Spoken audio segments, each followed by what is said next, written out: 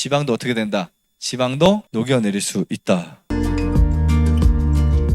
지방을 녹일 수 있는 방법도 알려드릴게요. 지방을 녹일 수 있는 방법. 생각하면 되게 간단합니다. 어린 아이의 지방 저장고는 갈색으로 되어 있어요. 그리고 혈액이 많이 순환이 됩니다. 아이들은요. 그래서 아이가 열이 많이 날까요? 어른이 열이 많이 날까요? 네, 아이가 많이 나죠? 네. 그러니까 똑같이 다니다 보면 아이는 막 열이 후끈후끈한데 어른은 막 추워가지고 아이 추워 하죠. 아이들은 막 그냥 반팔 입고도 막 나가고 막 그래요. 근데 이 갈색 지방 세포에 있는 이 지방은 직접적으로 대사되어서 열을 발생시킵니다. 그런데 나이가 들면서 지방 저장고에서는 순환이 줄어들게 돼 있어요. 나이가 들면서 어쩔 수 없어요. 그러니까 나이가 들면서 몸도 냉해지고 순환도 안 되고 막 차지고 이런 거죠. 이때 지방 세포는 나이가 들면서 갈색에서 바뀌겠죠. 무슨 색으로 바뀔까요? 흰색으로 바뀝니다. 흰색으로 바뀌어요. 그리고 간과 근육에서 사용할 지방산을 동원할 효소에 접근하는 능력이 떨어집니다.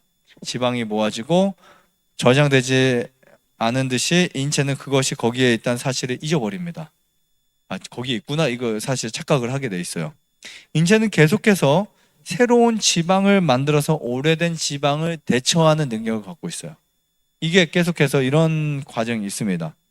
자, 그런데 이 지방은 인체 외부에서 오는 에너지 공급이 잘 되지 않을 때 비상시에 우리가 이렇게 살이 있지만 지방이 반드시 필요합니다. 되지 않을 때 사용하기 위해서 여러 조직에 저장되는 고에너지 생성물이에요. 군인들이 그 식량, 비상식량 같은 거 있죠. 비상식량. 그런 것처럼 만들어 놓는 것입니다. 그러니까 탄수화물 같은 경우는 비상식량으로 하기는 좀 애매해요. 탄수화물은.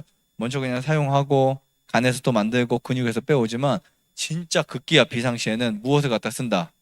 지방을 갖다 써요. 그때 살이 빠지는 거죠. 아시겠죠? 그래서 여러분들이 살을 빼려면 지방살을 빼셔야 되겠죠. 그죠? 아무튼 그것과는 좀 다른 이야기지만 이 지방세포는 혈액순환 내에 포도당을 걷어내서 지방산으로 변화시켜요. 그래서 지방산이 뭉쳐서 중성지방을 형성합니다. 이게 뭐냐면 보통 우리가 고기를 먹어야 지방 섭취가 된다고 하지만 때로는 과일을 먹거나 아니면 설탕을 먹어도 지방이 될 수 있다 없다. 그걸 무슨 지방이라고요? 보통 중성지방이라고 합니다. 중성지방. 근데 물론 과일만 먹어서는 안 생긴다 그랬어요. 과일과 뭔가를 먹을 때 설탕은 설탕만 먹어도 그 분자 구조가 지방으로 바뀔 수가 있어요. 그래서 비알코올성 지방간을 갖고 있는 분들은 대부분 이런 당분을 많이 섭취한 사람들, 빵을 많이 섭취한 사람들, 아이스크림 많이 섭취한 사람들, 이런 분들이 비알코올성 지방간에 걸릴 수 있습니다. 그런데 이 저장된 지방을 우리는 계속해서 사용해야 돼요. 그러려면 공복도 있어야 되고요. 금식도 좀 해줘야 되고. 네. 그런데 이 지방산이 우리 몸에서 막 부셔져야 됩니다. 부셔지고 혈액 속에 방출돼야 되는데 이때 물이 필요해요. 물이 없잖아요. 지방이 녹아지지 않습니다. 그래서 저는 이런 표현을 해요. 지방을 녹일 수 있는 물을 마신다. 다른 방법보다 가장 좋은 게 우리 몸속 지방을 녹이려면요. 물을 많이 마셔야 돼요. 그래야 여러분들 필요한 양만큼의 지방을 가지고 몸을 버티게 하지. 안 그러면 지방이 계속 쌓여요. 여러분 우리 몸에 비밀 하나 알려드릴까요? 비밀 아니다. 이건 그냥 지식입니다. 우리 몸에 단백질은 저장되지 않습니다. 그러니까 우리는 단백질을 계속 섭취하죠. 단백질은 합성이 잘 돼요. 그래서 우리는 많이 섭취하면 안 되는 거예요. 예를 들면 여러분들이 단백질을 10가지 섭취했다? 11가지가 만들어져요. 그리고 단백질이 혈액을 통해서 막 다니다가 신장에서 걸러져서 나가지 않고 리턴해서 또 사용돼요. 재사용된다고요. 그러니까 단백질은 필요 이상이 되면 소변으로 빠져나가고 어쨌든 손실이 됩니다. 이렇게.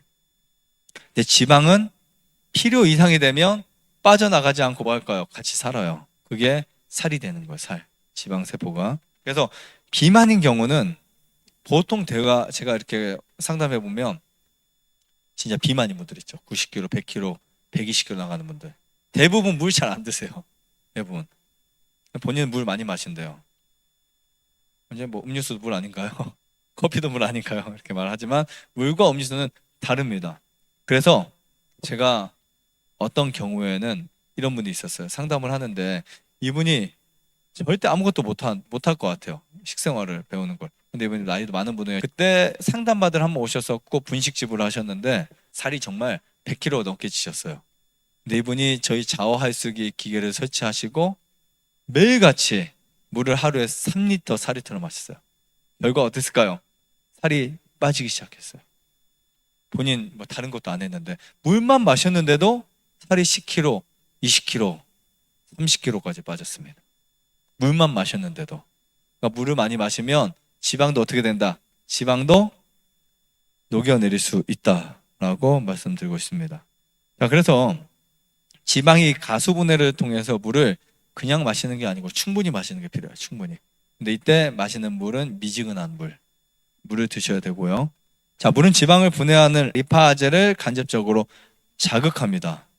그래서 무조건 우리가 지방을 금지하는 것이 아니라 필수 지방을 섭취해야 되고 그리고 물을 충분히 섭취해야 한다.